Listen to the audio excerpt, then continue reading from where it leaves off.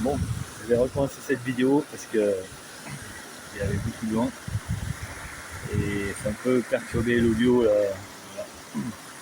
Donc là je suis dans le Caroux, dans le bord du Columbia, voilà, dans le torrent du Riotor qui descend là. Hein. Voilà. Bon, euh, ben voilà, c'est une journée un peu particulière. Euh, j'ai eu envie de venir me balader en nature, faire un petit tour en forêt, peut-être si ça avait été possible de trouver quelques champignons. Mais bon, c'est trop sec, il n'y a rien. Bon, voilà. Et puis voilà, moi ce sont des lieux qui sont chargés pour moi dans le bon sens, dans le sens où ce sont des lieux ancestraux, des lieux où une partie de ma famille maternelle a vécu et où j'ai passé une partie de mon enfance.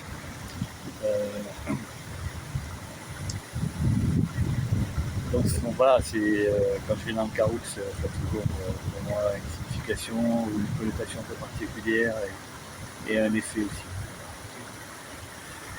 Et puis voilà, et puis parfois on a besoin de faire certaines démarches parce qu'il y a des choses qui nous appellent, des choses auxquelles on a besoin de se connecter et des choses qu'on a besoin de rencontrer. Et voilà, c'est un peu l'appel intérieur de l'âme.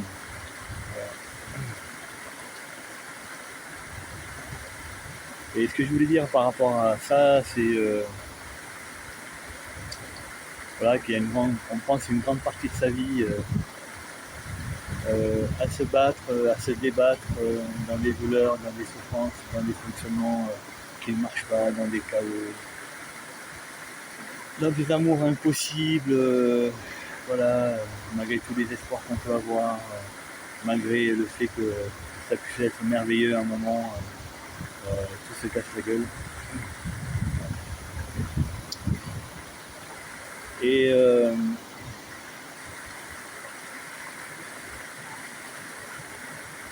vraiment le guide intérieur qui est en nous et souvent en fait on sous-estime ou aussi parce qu'on n'arrive pas vraiment réellement à s'y connecter, c'est vraiment notre âme. Alors, notre cœur, c'est le guide intérieur, le cœur, c'est le guide de l'être. Et l'âme, c'est vraiment notre guide spirituel. C'est celui qui ramène notre être vers l'essentiel, qui est ce que vibre l'âme. Et l'âme, elle vibre l'amour pur, l'amour inconditionnel, la compassion. Voilà. Et cet être, en fait, lui,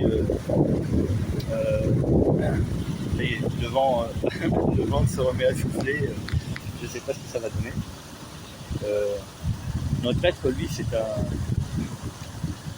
un objet vibratoire, c'est un instrument, donc lui, il ressent.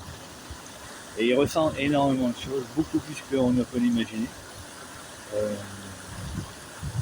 Et le filtre de nos ressentis, de la manière dont nous pouvons le percevoir, ce sont des émotions. Donc notre être, à travers notre corps, il perçoit énormément de choses. En fait, il perçoit une somme d'informations infinie.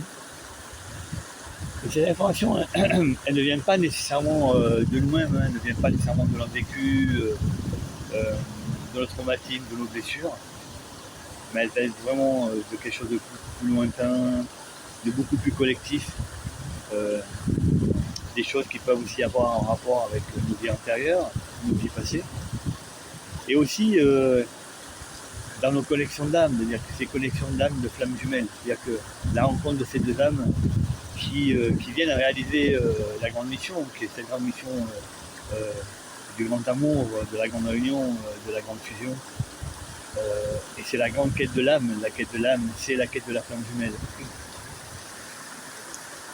Et donc notre être, en fait, l'être dans lequel l'âme est incarnée, cet être, lui, voilà, qui doit évoluer, qui doit changer, qui doit grandir, qui doit comprendre des choses, qui doit se libérer, il est rempli d'obstacles. Il est rempli d'obstacles parce que il perçoit beaucoup de choses, énormément d'informations, mais dont il n'arrive pas à faire le tri, il n'arrive pas à les comprendre. Alors souvent, il associe ses émotions comme étant ses pures émotions, comme étant quelque chose qui le bouleverse, effectivement, quand on reçoit une information d'une vie antérieure, par exemple, ou une information du passé qui nous raconte combien on a été bouleversé parce qu'on a été abandonné, combien on a été bouleversé parce que notre mère a eu honte de ce qu'elle a fait, voilà, etc. Ces informations, nous, on les reçoit brutes, on les vibre. Et on n'a pas nécessairement en fait, le recul et la compréhension de ce qu'elles représentent. Et on est bouleversé parce qu'on est des êtres de ressenti, on est, voilà, on est des êtres sensibles. Donc ces informations-là, elles viennent nous toucher.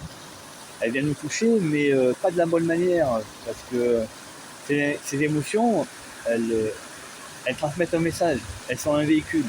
Derrière, il y a une histoire, derrière, il y a un vécu, derrière, il y a quelque chose qui vient nous raconter, il y a quelqu'un qui vient nous raconter quelque chose. Son message, il a envoyé depuis très longtemps, c'est un peu comme l'histoire voilà, de la lumière, c'est-à-dire que quand on reçoit la lumière, elle arrive extrêmement vite, mais elle appartient au passé, c'est-à-dire qu'on peut voir le passé de l'univers, puisque la lumière va tellement vite que c'est le passé. Et donc ces informations-là,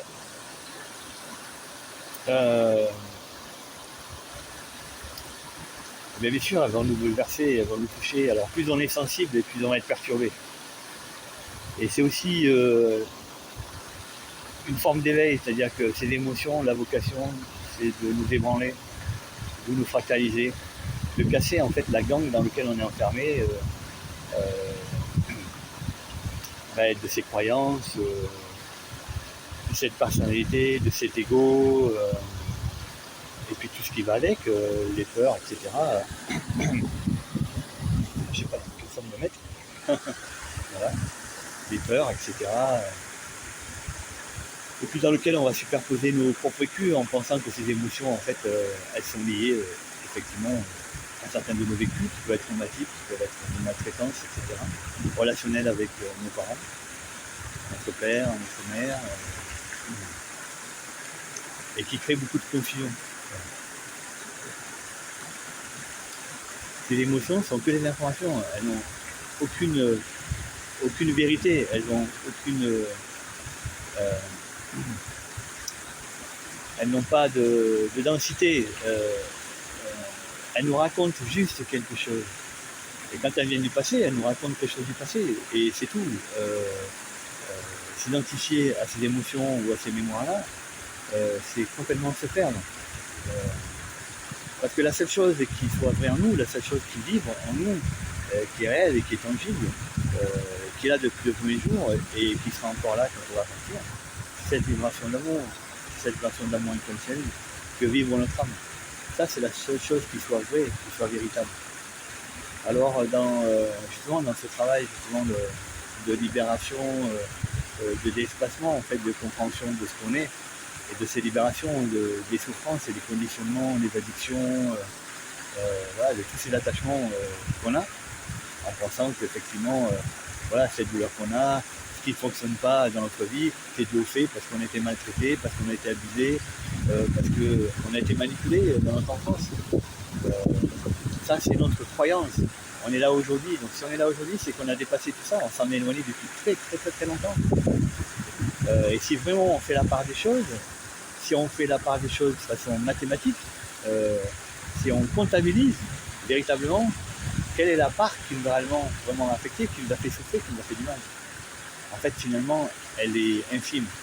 Donc c'est vraiment nous, la proportion qu'on y a donnée et l'attachement qu'on a donné à ça, parce que à un moment, on n'a pas eu cette capacité justement de pouvoir se lier à ces parts d'amour, à les faire vibrer et à ce qu'elles soient pour nous la seule chose qui soit véritable. Alors bien sûr, si on est là, c'est que quand même, on a vibré cet amour, parce que sinon, si on n'avait pas réussi à vibrer cet amour, on ne s'en serait pas sorti. Donc ça fait partie de la résilience. Voilà. Et la confusion vient du relationnel, voilà, cette relation d'amour avec le parent. Et s'il est maltraitant, s'il n'est pas bienveillant, il va t'amener dans une confusion totale mentale. Et donc la problématique, elle va être mentale, psychologique, cette confusion de cet amour, où on s'imagine que pour pouvoir obtenir cet amour, pour pouvoir recevoir cet amour, pour être digne de cet amour, il faut accepter la maltraitance, il faut accepter la malveillance, il faut accepter la manipulation, et que c'est la seule manière, en fond, de pouvoir accéder à cet amour, de l'amour du parent, et aussi de pouvoir donner son amour. Parce que l'enfant, il a besoin chacun a besoin de donner l'amour et a besoin d'en recevoir. Et le parent maltraitant, malveillant, a aussi besoin de recevoir l'amour de son enfant. Et il s'y prend de cette manière-là. Voilà. Donc là, je ne vais pas développer plus parce que c'est pas le propos. Mais tout ça, ce sont des relations d'amour. Dedans, il n'y a que de l'amour. Et si on n'y voit que la souffrance, on ne va jamais s'en sortir. Parce qu'on va toujours vouloir trouver un responsable.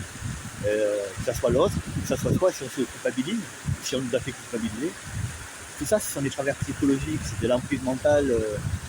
Voilà, tout ça, c'est pas bon. La seule chose qui soit vraie, c'est l'amour. Et c'est la relation d'amour qui est vraie.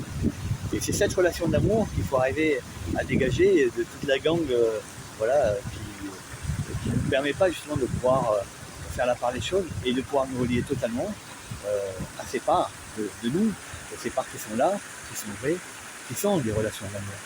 Et donc dans un certain travail qu'on peut faire de canalisation, voilà, avec les âmes, on peut vraiment arriver à se connecter et avoir vraiment cette information que l'âme vient nous donner, que vraiment la seule chose vraiment qui vaille la peine de se battre et qui vaille la peine d'être là en vie et de continuer et de donner le meilleur soi-même, c'est cet amour en nous. Et quel que soit ce qui s'est passé, il faut se rendre compte qu'en fait on crée ses propres sabotages. Il faut des sabotages psychologiques, mentaux, de l'ego, de l'orgueil, etc. Narcissique si on veut. Mais que la seule chose qui soit vraiment véritable, qui ne soit pas une illusion, qui soit permanent, qui soit là depuis le début et qui sera là jusqu'à la fin, c'est l'amour. Et c'est l'amour, c'est ce qu'on vibre en nous, c'est ce qu'on a de meilleur en nous, c'est ce qu'on a de plus bon en nous, et c'est ce que chacun vibre en fait. Et vraiment la chose qu'il faut arriver à faire, c'est vraiment être dans cette connexion, dans l'amour les uns avec les autres. Parce que c'est la seule chose qui peut faire changer le monde.